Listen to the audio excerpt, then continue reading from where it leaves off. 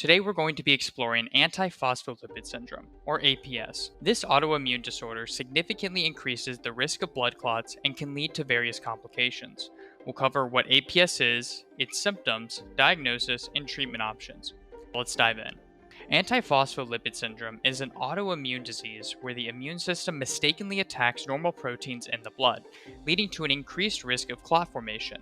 It can occur on its own, primary APS, or alongside other autoimmune diseases, such as systemic lupus erythematosus. In APS, individuals produce antiphospholipid antibodies, which attack the phospholipids in the cell membrane of their own cells or proteins bound to those phospholipids.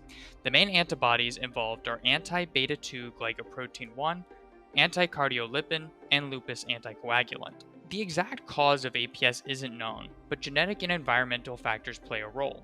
The HLA-DR7 gene is associated with APS, encoding a protein that helps activate B cells to produce antibodies.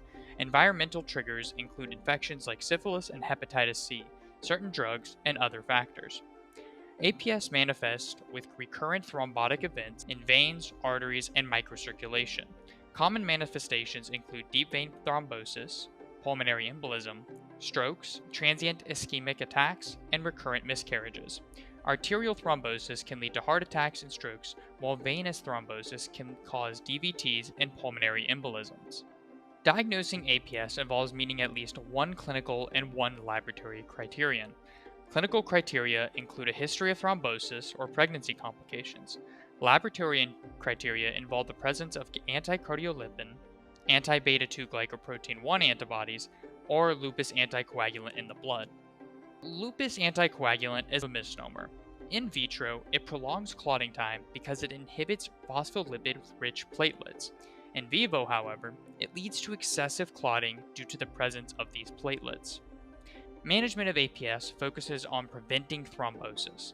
Acute thrombotic events are treated with anticoagulants like heparin and warfarin. Long-term management often involves systemic anticoagulation with medications like warfarin or low-dose aspirin. In pregnant women, low-dose aspirin and heparin are used to prevent pregnancy complications.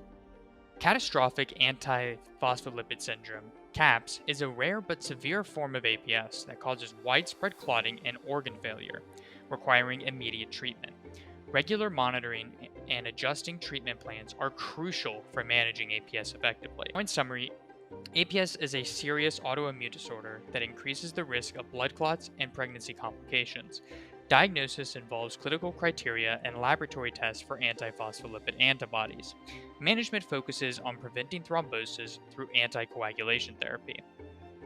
Thank you for watching, and if you found this video helpful, please like and share for more educational content. If you have any questions, drop them in the comments below.